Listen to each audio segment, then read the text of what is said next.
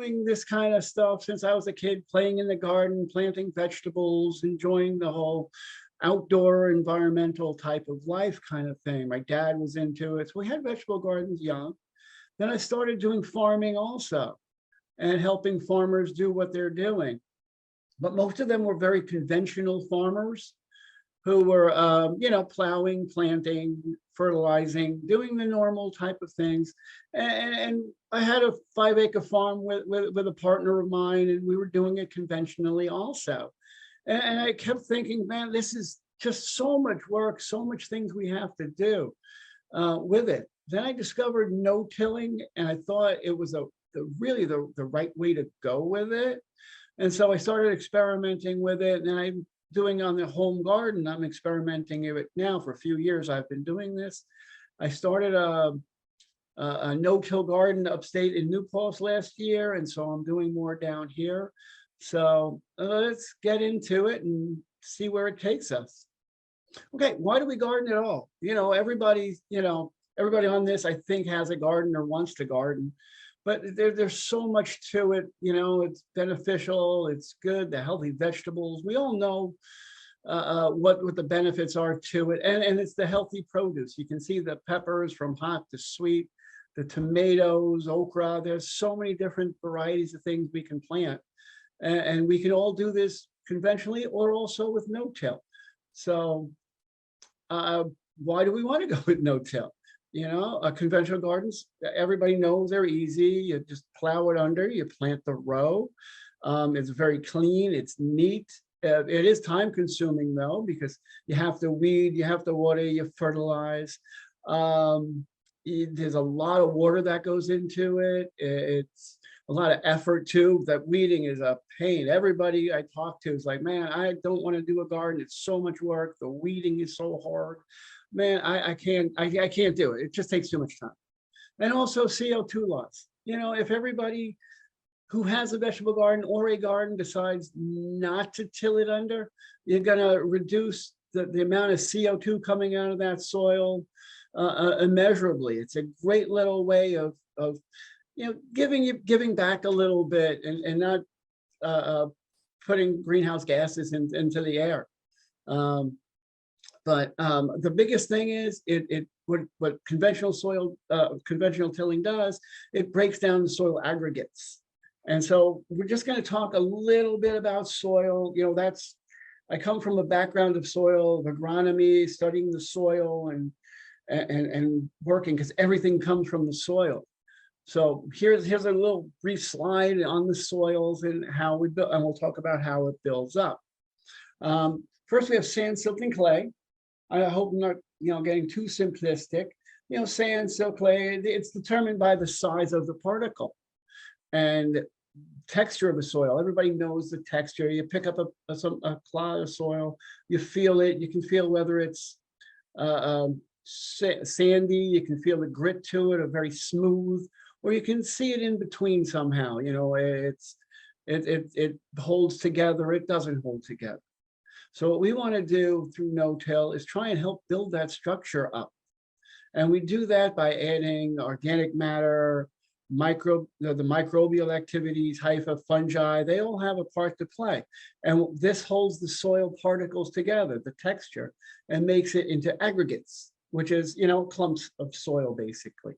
And those clumps, once they're held together by roots and all these other things, it gives us a structure.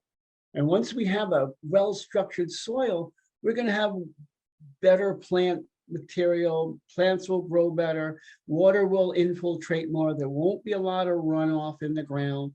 There's a lot of positives to building up that soil. And if you have a poor soil, it's going to take a long time, but it's worth doing, and no-till is a good start to try and get that done. Oops, the wrong way. Oh, there we go. This is the soil I'm farming right now in the garden in Massapequa here.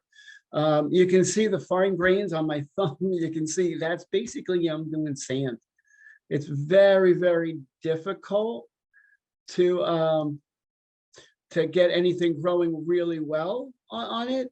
you have to add more inputs, you have to add more water, you have to add more fertilizer. There's a lot of things to it.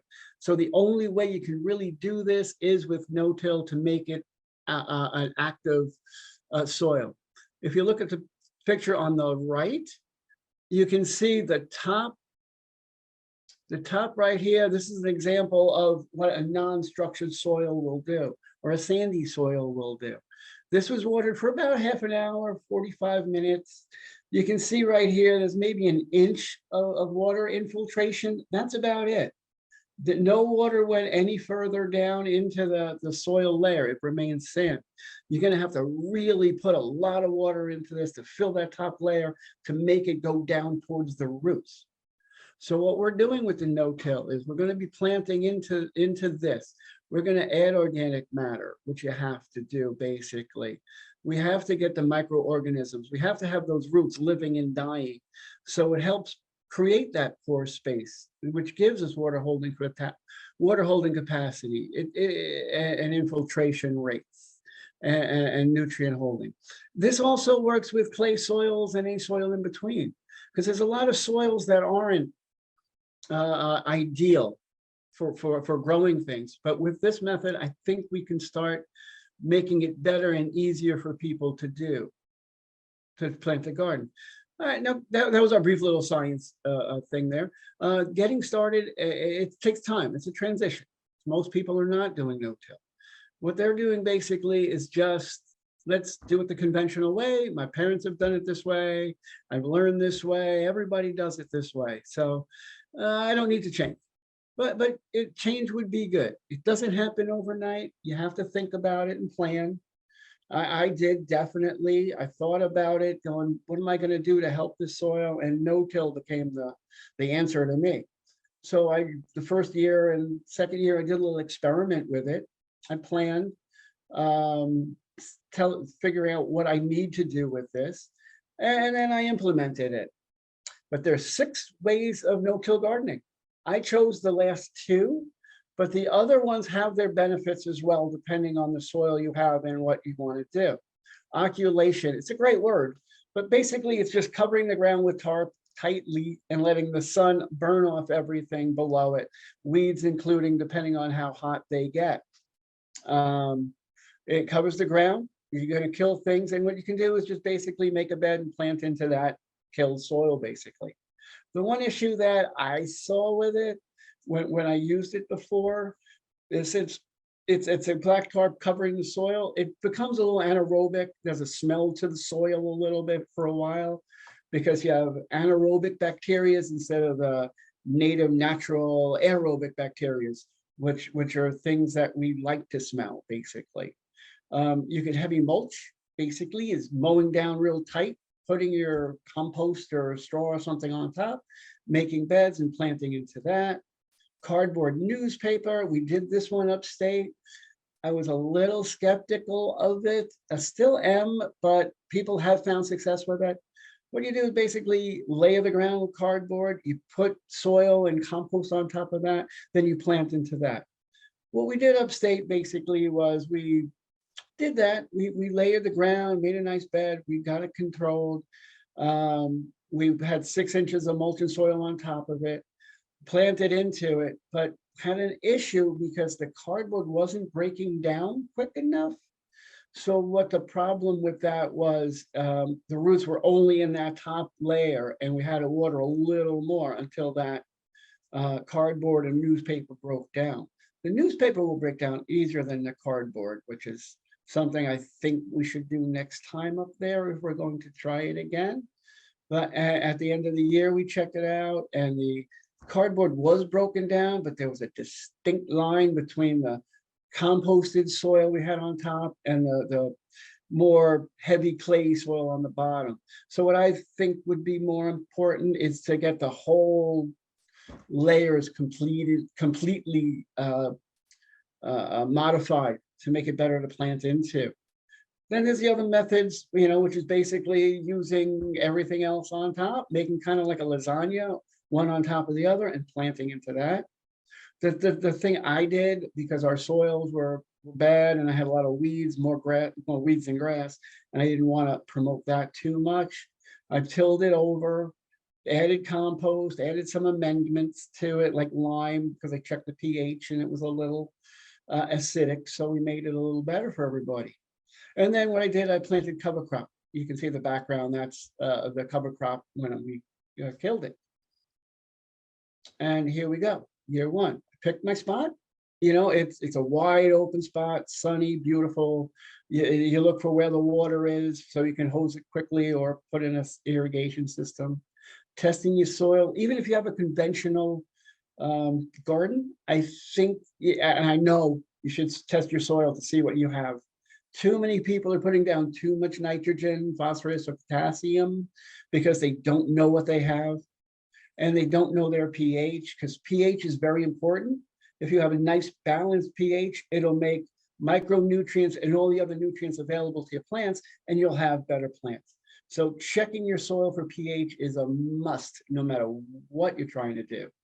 As I said, it was just, I just turned it over, left the clumps in there, the roots in there.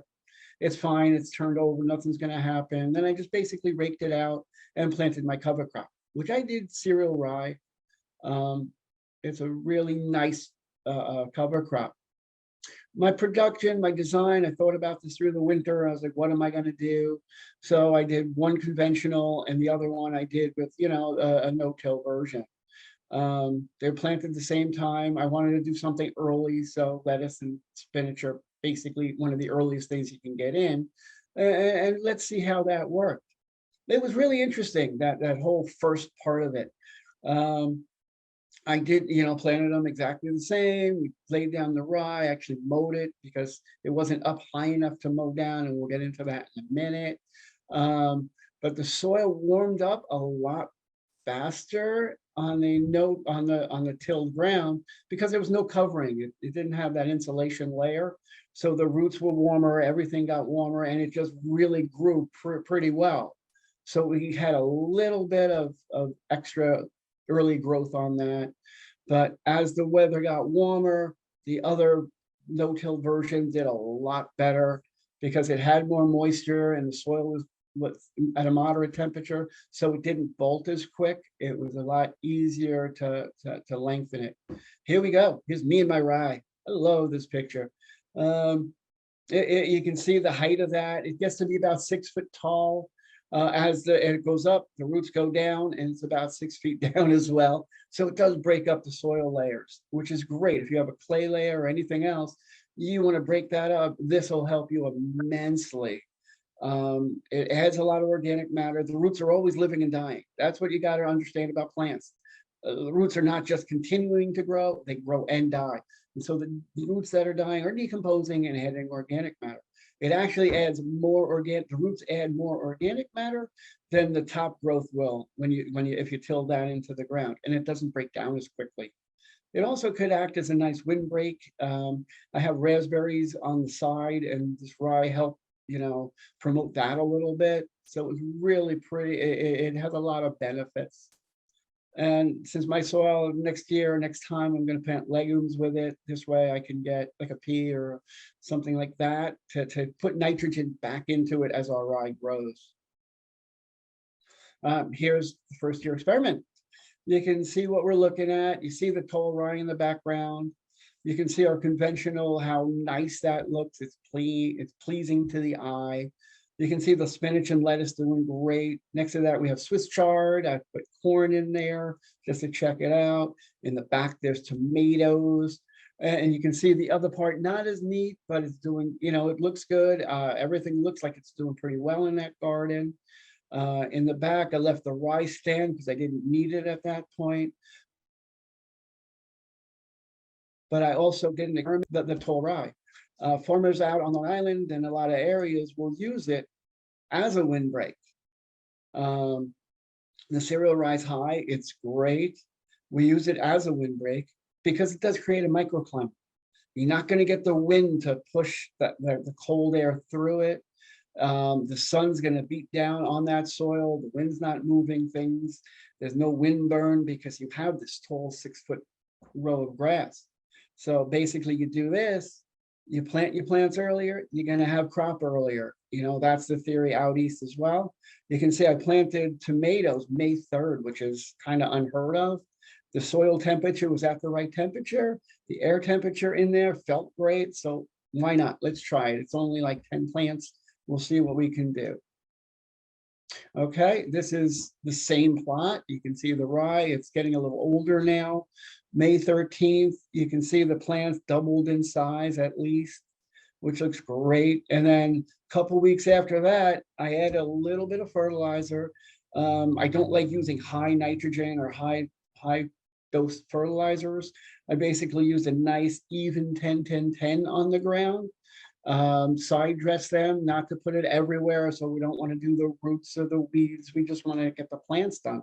You can see how it jumped up even double then. So I was getting a lot more tomatoes a couple of weeks earlier than anybody else was. That's a 5-gallon bucket right there, and that's maybe 2 feet tall, maybe a little taller, and those tomatoes are taking off. There's 2 ways. Now we'll just move on to the cover cropping. You can see on the left, crimped and laid down. It's really the way to go with it. What you have to do though is wait, and a lot of people don't have the patience to do that. What it does is it has to get, when the rye gets about 6 foot, it's going to start to form the seeds. Once the seeds are set, they're going to develop and harden, and the germs are going to get ready. Not germs like, oh my God, I got a germ, but the germ within a grain will get set. And when that seed head gets to a milky stage, you're going to take a seed and you're going to squeeze it. You can see like a milk pour out of it. It's really, really neat to see. And that's the time you can crimp it, or lay it down. You can either walk on it, dance on it, put a board on it, do something just to crimp it, maybe about 2 inches from the ground, and it's not going to regrow again. The other part I tried, which people had talked about, was mowing. So, I was like, all right, let's try a mow. Why not? It'll get me in the ground earlier. It'll work well. It's a simple way to do it. So I just took the mower, went over it real quick, pretty low, maybe an inch and a half. And that was supposed to kill it. Unfortunately, no, there was regrowth on that. So it became a little battle with the rye growing. So I would, go with the crimping if I had to. Now the fun, planting. This is what we're talking about. It's all fun, but this is real fun. I laid down the grain, one direction, by the way. It's very important to do it one direction. Otherwise, it's just a tangled mess, and you won't be able to create rows within that with any kind of clarity, I guess. I just made a little thin pathway, maybe 3 inches wide or so, just enough so I can plant the root ball. I started with, this is the beans. I started with starts. I started them in a flat of 50, so it's easy to do. They're bigger root balls and stuff. Dug a little trench, put it in, watered it in place. Now's the time to put your drip irrigation in if you wanted to, which I would recommend, and that's what I want to do next year when I get settled a little better. And then what I did was, since it's the rye, there's a lot of ryegrass there, a lot of material, push it back towards the roots so that keeps the water in and also shades it from the weed growth, which is really important as time goes on. Weeding, oh my gosh, weeding was non-existent. I really didn't get anything coming through the cover. Even next to the plant, maybe there's a stray mugwort or something, but that was about it. There wasn't much there. Soil temperature was a lot lower. So basically the water stayed there, I didn't have to water as much as the conventional side. The soil temp stayed lower. So the plants were in a nice balance. They didn't need as much water. Fertilizer, if you're going to use a hard fertilizer like a 10-10-10 or something like that, it made it a little more difficult. That's why I think I want to go with the drip irrigation, which you can put fertilizer through that line. So this year, the last first couple of years, I used Peters, which is a kind of like a Miracle Grow, but it has more micronutrients and things in it. And I like that a little better. It's a little more balanced, and everything did very well. Production volumes, let me see. Okay, yeah. There were two plots, as I said, they both planted, and I planted everything in each one. The gardens had, you can see the list there. It's a nice Long Island type garden that everybody wants to do. Again, it's non-scientific. I didn't take numbers, which I do want to do. I want to quantify it at one point. I'll probably start that this year. The same input, same everything. The only difference was that I really had to do more watering and more weeding. Well, actually, I had better growth on the other one, but anyway, we'll get to that. But weeding and watering was a little more of a pain on the conventional. The early vegetables were better, as I said, but I'm thinking maybe if I put a row cover over the tilled ground, it may make them go a little faster. I'm not sure, but we're gonna have to try that. I think other people have done that. When the garden windbreaks, that was wonderful. I thought that was great. I might want to try that also with planting a low cover crop in between the rows, like a clover or something. So this way I plant into the clover, we still have the benefit of the windbreak, and we're going to get that nitrogen fixation. I think that might be a good thing. In the past, this is interesting. I thought it was really great. I used to have fusarium wilt, blights. Oh my gosh, it was terrible at one point. Just because of the soil and everything coming out of it, it was there. But with the no-till, I really reduced it, and it made it later and less severe. So I was very impressed with how that worked for me. So there was a benefit that you can see on the picture there. It's basically I caged the cucumbers because I planted really tight. So because I want to get as much as I can into that garden. The only issue was picking. It was a little difficult, more difficult getting through it, but it also produced very, very well in tight spacing. Cucumbers, they did in the no-till have less powdery mildew than it did in the tilled version. I don't know why, but I did a lot of pickles in the no-till version, and I had the most pickles I've ever had before in my life. I mean, it's incredible. I never knew I could pickle that much and that quickly because they just kept coming. Beans, plentiful, which was a benefit to me. Is sometimes when you plant beans, they're going to lay on the ground a little bit. If they get about 6 inches, they're laying on the ground. They may rot on the ends. We may get bugs going into them and worms and things. But with this, it was laying on the straw, the top of the rye, so you really didn't get any of that. So that was really, really pretty important and impressive to me.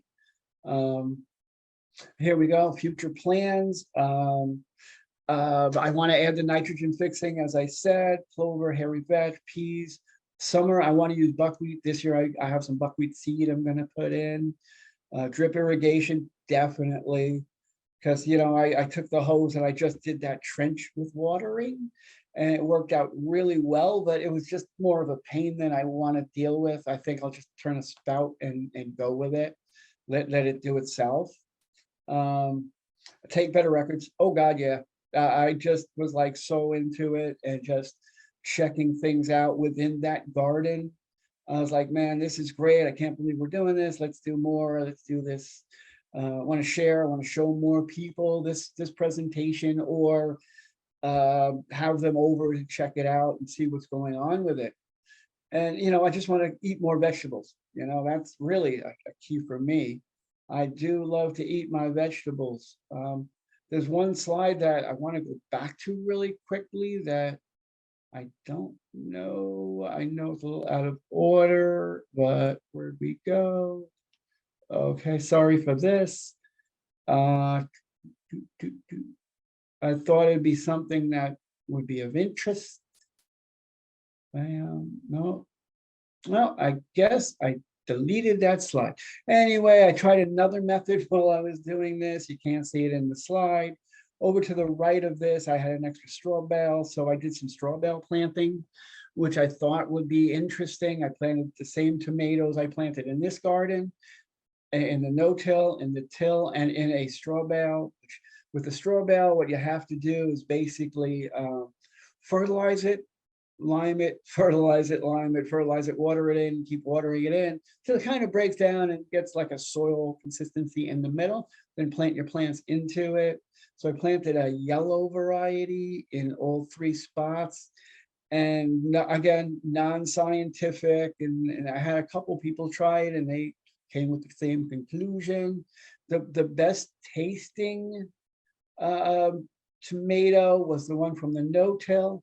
Then came the tilled ground, and the other one, the one after the straw bale, it looked good. It was not diseased. Nothing was wrong with it, except it was kind of flavorless. It didn't have a whole lot to it. And that's something I would not recommend anybody doing. So that was another little experiment I do. I like to play, and that's what gardening is all about. I think everybody should do a little bit of playing. If you read about something, you look at something, you should be looking at it and say, you know what, let me try that. Take a little piece of the garden and see what you want to do with it. This is this year's garden. As I said, I was upstate last year, so I didn't garden. So the wheat I had for a winter crop went back to seed, and the weeds, mugwort was taking over. So again, I had to do a little bit of early tilling. So basically what I did was I tilled it, but then I planted wheat, no, I planted oats and I planted clover, and then I just, again, planted the way we usually do. You can see in the middle picture, that is where we have the cucumbers growing. And in each row on either side, that's a pretty nice stand of clover. It's taking a beating and walking back and forth. It's still growing and growing pretty well. Again, since we did have a little bit of, I didn't till too deep, since we did have mugwort and a few other plants growing in there, you're still getting some of those, but it's easy to pick. Did the same method as I did earlier. Also this year, what I did was, since it was tilled, I'm like, you know what? Pollinators, we need to help pollinators totally. So I recommend, and it's working for me so far, every like 5th row or every little section in the front, the headland, a few rows of wildflowers. So this way we can help draw more pollinators. They'll help the garden, but we're also helping in that population. As you can see on the one to the left, I planted a red sail lettuce, pretty tight spacing. So I want to cover the ground as much as possible so we don't not only not lose ground, but also cover it so there's no erosion and we don't lose water, and it works out really well. So far this year has been pretty good. Everything's growing really well. I'm going to plant buckwheat in one of the little sections to the left there that I just had to turn over, and we'll let the buckwheat do its business, and then we'll plant a little later crops into that, because buckwheat will help with nitrogen, and it'll also help shade the weeds, so we won't get as many weeds, and we can continue no-tilling into that. So basically that is my presentation. I hope it was interesting to everybody. It was something that I think is important for everybody to check out. There you go. Any questions? I'm more than willing to try and answer them. Thank you, Brian. Thank you so much. That was really illuminating. Thanks for sharing your experience and walking all of us through no-till method of veggie gardening. I see we do have some questions that has come in, so I'll read them out to you one at a time. Okay. So the first question comes from Greg, and he asks, what time of year do you plant the cover crop? Oh, okay. Yeah, if you're going to plant like a grain cover crop or any of the cover crops, that could be later in the season. Rye, I mean, they're planting ryegrass out on the east end of Long Island up until the end of October. It's not as ideal, but I usually plant the cover crop end of September. Thank you, Brian. And what it does, it'll establish during. I'll go a little further. Sorry, it'll go a little. It'll grow. Maybe you'll have 2-3 inches of, depending on the weather, And then once the warm weather hits, even in the wintertime, we got a warm spell, you're gonna see that grass grow a little bit. It's amazing grass. And in the spring, you get warm weather, it's just gonna jet right up. Hey, while you're on that topic, Brian, do you provide any fertility for the rye itself? I'm sorry, Or what was that question?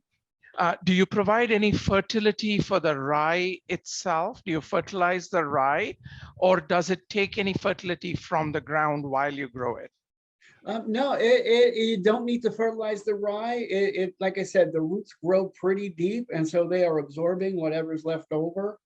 And so in some cases, that's what they have done on farms, because if there's an over fertilization, this will help it. And instead of going to the groundwater, the rye is using it, and when it breaks down, it's going to release that to your soil. So you don't need to fertilize rye. Thank you. You could if you How want about to. how about the timing of clover? Pardon me? The timing of planting Oh, clover. clover. Well, this clover I planted very early in the season. I think I planted the clover early May, and it started to germinate within 10 days.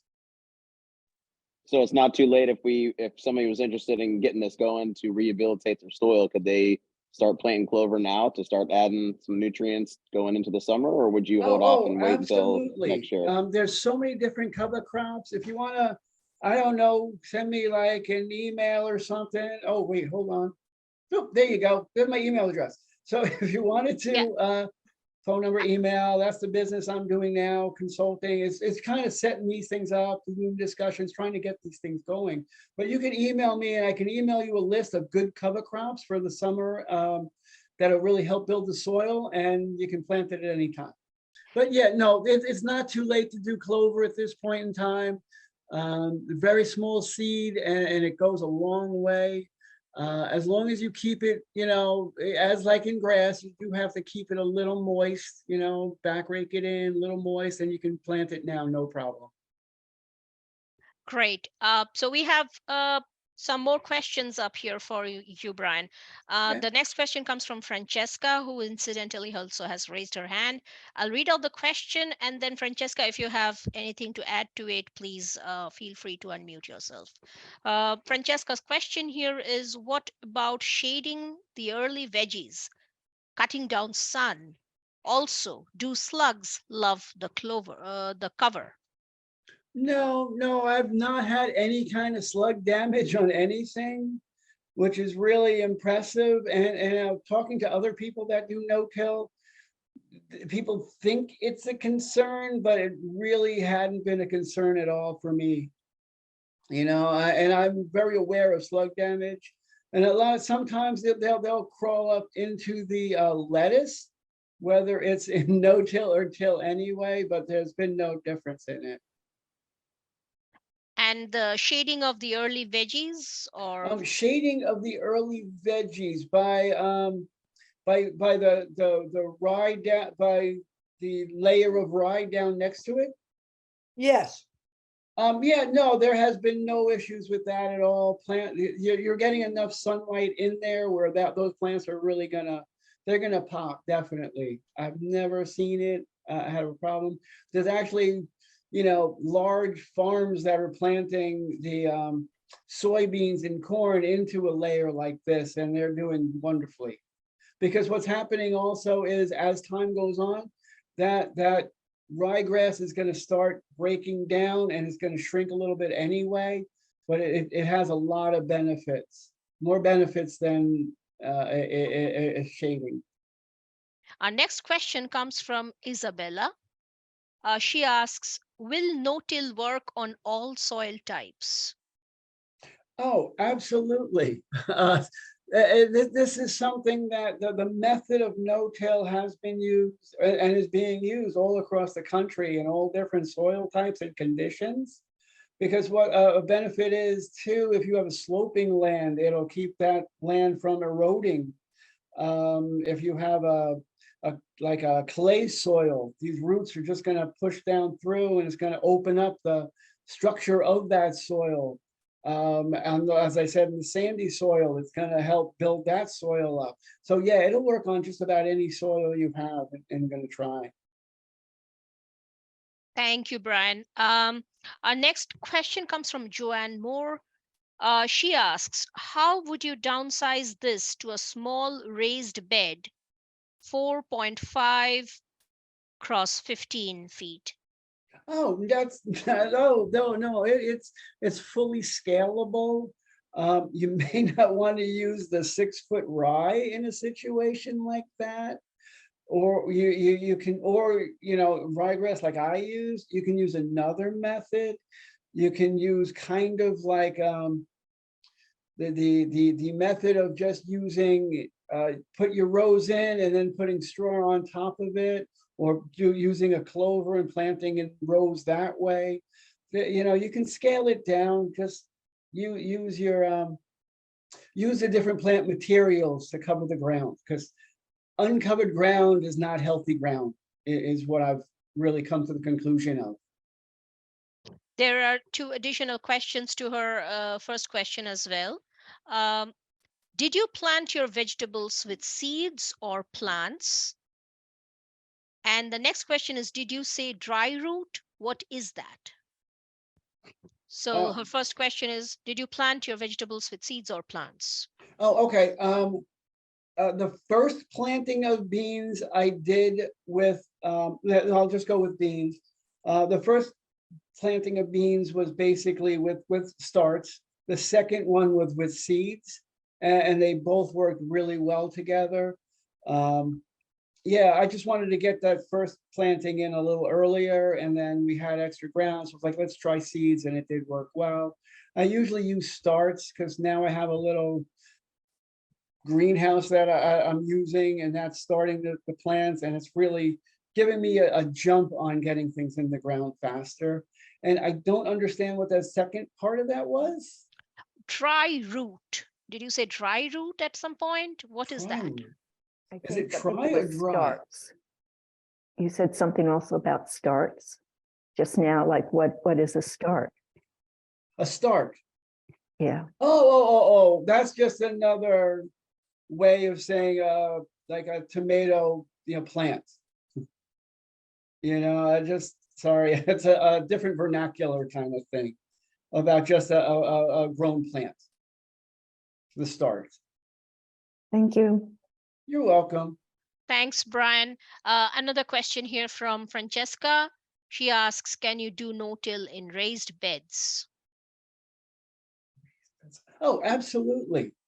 That is actually a method that people do. They have raised beds within a little garden, and they have cover between them, like a walking path, like like you have wood chips or leaves or something, and in that raised bed they're just adding compost on top and planting into that. They're cutting, let's say you grow lettuce or something, you just cut, leave the roots, and then they plant again into that. So yeah, they're doing a lot of that stuff no-till also in raised beds. Thank you, Brian. Did we go over this question for Greg? He asks same time for clover. I think he had some question about timings for the cover crop. I don't know if you went through that before. Oh, okay, yeah. Yeah, as I said, I don't like to leave ground uncovered because it leaves it open for weed seeds also. And if you have wind blowing and it's dry, you're gonna move some of the topsoil. Because I come from I worked for the USDA NRCS for a bunch of years, like 16 years there, and soil erosion was a huge issue on the big farms. And even on small areas, I hate to see soil movement because cover is really important. I learned cover is important, need more cover. So basically, I hate to leave ground uncovered. So if we have a garden and we're towards the end, you can interplant ryegrass or wheat or oats or anything like that into the ground. As the other plants go down, you used up, what you do is this will take over and you'll have cover on that ground. It's very important to keep a cover on. So that those grasses you can plant again end of September, even beginning of October, with the way our weather's changing a little bit. The thing with oats, this is a little aside kind of thing. Oats is a good cover crop. It grows really well. But in a harsh environment, if we get a really bad winter, it'll grow really well, but then it'll winter kill. So that may be a positive to people. It doesn't put as much organic matter into the soil, but you can plant right into it because it's pre-killed for you. That's very, yeah, because I just remembered I have some empty spots and I'll need to do exactly what you suggested, Brian. Okay, and Thanks. in summertime, like I said, buckwheat's a really good one, and so is oats actually. Mhm. You can plant that anytime pretty much, and it'll germinate and go. Awesome. Yeah. We have another question here from Nancy this time. She says, thank you, Brian. What do you advise for a new gardener with rabbits and voles? Should we use a raised bed or the deck with large pots? Oh, that's a tough question. Yeah, I've never had to really deal with it too much. Planting pots, as long as it's the correct plant material for the pot on the right size pot, absolutely. You can use pots. It's really actually a beautiful way to go. But on a raised bed, there's things you can plant in there that might not be something they would be attracted to. I'm not sure what, but it takes a little investigation, but to figure out what you can do in that spot, you know. But for now, if you have the raised bed already and you're worried about the rabbits, plant your clover, let it go for a little while, and then decide what you want later. Thank you, Brian. We have another question, this time from Duong. She asks, would the clover spread and take over the garden? No, it's not going to really spread. It does spread if you let it and allow it. But like I said, I just kind of, have that 4-inch little trench or a planting spot, and I leave it there.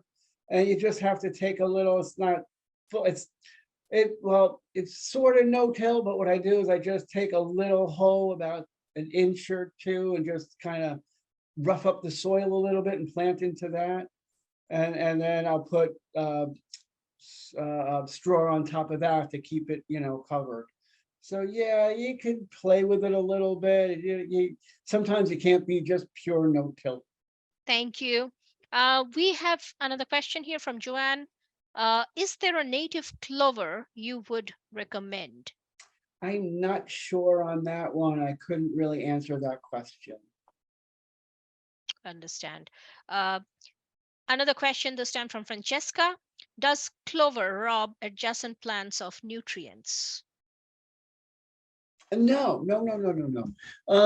What the thing is with the clover or any kind of crop like that, what it's actually doing is, if it's proper nutrients to the soil, it's grabbing nutrients from the air, it's grabbing it, using it, putting it into the nodes on those roots, and it's actually putting nutrients back into your soil. That's why I like to use that.